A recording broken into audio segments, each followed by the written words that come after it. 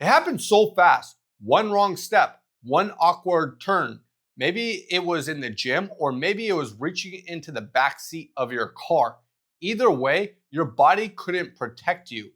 The question isn't what caused the injury, but why was your body not prepared for it? But here's what no one tells you: that injury didn't start the day it happened. Most people blame the moment they got hurt. They lifted something wrong, they slipped on some ice, they tweaked their back while bending over, twisting, getting their child out of the car seat. But that moment didn't break you. It just exposed something hiding beneath the surface, a crack in your foundation. And that moment caused the injury. Most people think that injuries are bad luck, wrong place, wrong time, one wrong move, one bad rep. So they end up resting it, waiting for the pain to go away. And it does, temporarily. In construction, they say that safety is not an accident. The truth is that injuries aren't random, they're predictable. They're the result of the patterns your body has been building for months, maybe even years. And if you do not find the pattern, you'll keep hitting a wall. Hi, my name is Seth, and I've been in over a dozen car accidents. I've been in chronic pain for over a decade. I've had doctors tell me that I would never be able to lift weights again, that I would never be pain-free. And time again, they gave up on me, but I didn't. And what I learned changed everything. In this video, I'm going to show you why your body keeps failing during normal life activities and what's actually happening underneath, and how to find the weak link before the unavoidable life circumstances exposes that weakness again. Here's the part that most people never figure out. Your body is training whether you're in the gym or not. That's the law of adaptation. Your body becomes what it repeatedly does, for better or for worse. If you sit at a desk for 8 hours a day, you're training your glutes to shut off, you're locking up your hamstrings, and your hip flexors are being trained to stay short.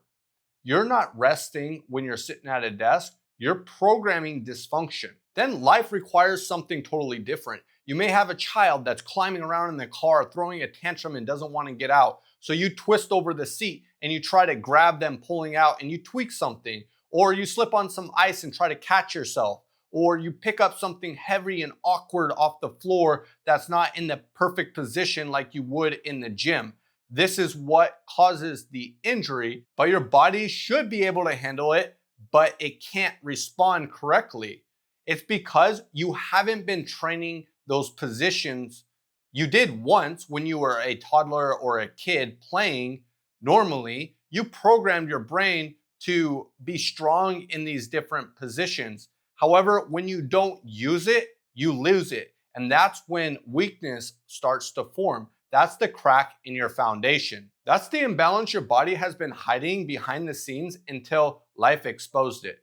Let me give you an example. Picture two resistance bands tied to one another. One is a very strong resistance band, and the other is much smaller and weaker. When you pull on them, hardly any stress is put on the stronger one, and all the attention is being applied to the smaller one. And when you pull it far enough, it begins to have micro tears. This is an example of your quads and your hamstrings.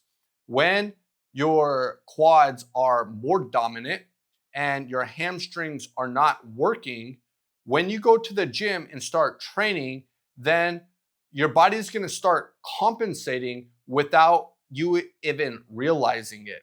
And your quads will begin picking up the slack for your hamstrings that are not firing strong enough in all the correct positions. And then as you go on, the hamstrings get even weaker and the quads get stronger. And the imbalance causes massive problems because your body is smart. It can compensate, but not forever, because it wasn't designed to do those specific tasks.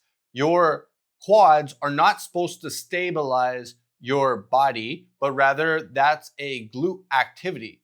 So if you have other muscles that are compensating for others, then they're going to be overworked. They're going to be doing jobs that they weren't designed to do. And that's when injuries arise. For example, if you have a desk job and your glutes are not being engaged, the signal starts to die down and they're not doing the job they're supposed to of driving power and stabilizing the body. So you end up doing a lot of that work with your hamstrings, which are doing more than they're supposed to. They're fatigued, they're extra tight, and then you start to have more low back pain because it's also doing more than it's supposed to as well. Many times the pain will start to show up, not necessarily where the problem is, but it's a symptom of the problem. But you are stacking on top of a clay foundation. And that way, when life hits you sideways from something that you are not used to, that's the moment that it cracks and it breaks. That's what I like to call the iron clay principle. And by the way, I left a link in the description for a free iron body assessment where you're able to identify exactly where your weak points are, the weak links that are hiding, so that you can fix them before injuries occur. So where does the clay actually come from? It's what you're training or not training. It's what you're doing for 40, 50, 60 hours a week, sitting at a desk where your glutes are not engaged, your core is disengaged, and your hip flexors are tight. Then you walk into the gym, you perform a deadlift or a squat, and it appears that you have perfect form, that you're doing it right, but you don't realize that the muscles aren't firing correctly anymore, that you're compensating with other muscles doing the other's job. Your lower back takes over for the glutes, your hip flexors stay tight and rob you of the full range that you are capable of. But here's what really gets you. Life doesn't allow you to have perfect form. You're not lifting weights in the gym. You're lifting and wrapping your arms around a washer, a dryer, a couch, trying to maneuver it, getting it through the door. You're bending over, twisting, trying to get a child from the car seat. You're in a small closet, bent over, reaching for something, grabbing something heavy, trying to maneuver it perfectly, get it out of your storage, trying to get it out of the door. This doesn't necessarily mean you're weak. It's just your foundation is unbalanced. Same thing happens when you train perfectly in the gym. You may have a heavy squat, a heavy deadlift. You do the form perfectly. Execution is A+, but you never train awkwardly with a rounded back, with the weight off center, with twisting under heavy load. And hey, to your own justification, you probably were never taught to load your spine twisted because you could injure yourself. However, this is where injury starts brewing because life doesn't care about your perfect form. It's when you don't have perfect form that you're going to get injured. Like trying to help a friend out because you're big and strong and you lift heavy in the gym. So why not help them move their heavy couch through their third floor apartment where you're maneuvering the couch awkwardly, trying to get in the door, and all of a sudden you have all of the weight on yourself because your moving partner doesn't lift like you do. So they're struggling even more than you.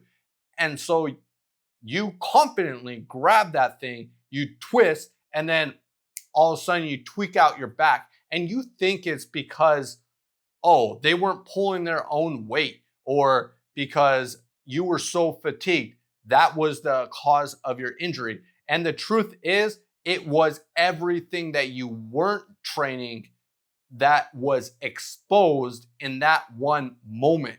That's the crack in your foundation that finally broke when life unexpectedly hit. So if you're collecting imbalances through the training that you do in your daily life, how do you actually fix these imbalances? Most people chase the injury site. They may stretch a tight hamstring that always seems tight. They put ice on a swollen knee. However, pain is just the smoke. The fire is something else entirely. That's the smoke screen principle. The injury shows up in one place, but the cause is somewhere else. Your job is not to pour water on the smoke expecting the fire to die down, but rather trace the smoke back to the fire and find the actual weak link and fix it. Here's the simplest way to do it. Pay attention to what your body avoids. Which exercises feel uncomfortable?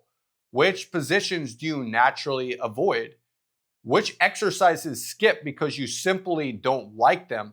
Probably because you're not good at them and you need to strengthen them. The discomfort is pointing at the crack in your foundation, and most people avoid it, but that's a mistake. But here's what most people get wrong. You don't fix a weak link the same way that you strengthen anything else.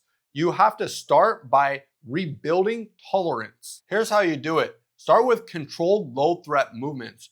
You are not after strength yet. You're just teaching your nervous system that it is safe to move again. If your hamstrings are the weak link, it's important to note that even though you may use a Romanian deadlift, you do not attempt the exercise the same way as you would to strengthen your hamstrings at any other time, because the purpose and intent is different. Since you're training tolerance, you're training the nervous system, and the way you go about that is different. You want to train it with slow, controlled reps, 15 to 20 reps, leaving at least 5 in reserve, and monitoring that you don't have a flare up afterwards, which could be muscle tightness or something else, any pain, because your nervous system will flag the area and you're going to be going backwards rather than forwards. Now I put together a more in-depth process video on how exactly to train tolerance, and I encourage you to check it out. The link is in the description because most people do it completely wrong, and therefore it is hurting them more than helping them. Once your body trusts that position, then you can begin to load it a little more, but slowly. After the tolerance phase, you can begin training the full range of motion, not just the middle where you're strong. Your body gets hurt in positions it is not prepared for, so you have to prepare for them. Controlled eccentrics, isometrics in ranges that you're specifically weak in, and going to the end ranges and increasing the range that you currently have ability to move in and expanding that to your physiological capability, because those are the ranges that you're going to get injured in when you're forced into them if you're not training them, even though you cannot access them at this point. This isn't complicated, but it does take patience. And that's why most people skip it, because they want to jump back into heavy weights, not respecting the actual phase that they're in. And that's how you end up right back where you started. How far you go isn't dictated by how hard you push yourself. If you're an athlete, hard work is a given. You have to put in hard work. But what most people don't have respect for and don't understand until they've had enough injuries is that how far you go is determined by how hard you can push while not getting injured. Because if you get injured, you're set back weeks or months back, and sometimes people never get back to what they could originally do. Just as it said in the race against the tortoise and the hare, the tortoise won because it didn't get injured, where the hare skipped the phases and rushed the process and ended up getting injured. Therefore, the tortoise surpassed the hare. And if your hamstrings are weak, then you probably have to work on your glutes and your low back as well. You want to strengthen the surrounding area, not just focus on one part. That's how you got here in the first place, because everything was designed to work together. So you gotta strengthen the surrounding chain directly north and south of the area. That way, your body can be at its strongest and be capable of doing what it was designed for. So let's go back to that moment that you got injured, that moment that your body gave out, maybe even doing something that you've done 100 times before. It wasn't bad luck and it wasn't a freak accident. You had muscle imbalances that your body was compensating for the whole time until one day it couldn't. That incident exposed the crack, but that crack was already there. And now that you know that, you can find it and fix it and build a body that doesn't break when life tests it, because the goal isn't just to recover from an injury, it's to build a body that doesn't break in the first place. If you want to know exactly where your weak link is, I've designed a free assessment for you. It's called the Iron Body Assessment. It walks you through 3 things. The first one is, what have you been training all day without realizing it? The second, what positions have you been neglecting in the gym? And the third, do you actually have strength and control in the positions that life is going to put you through?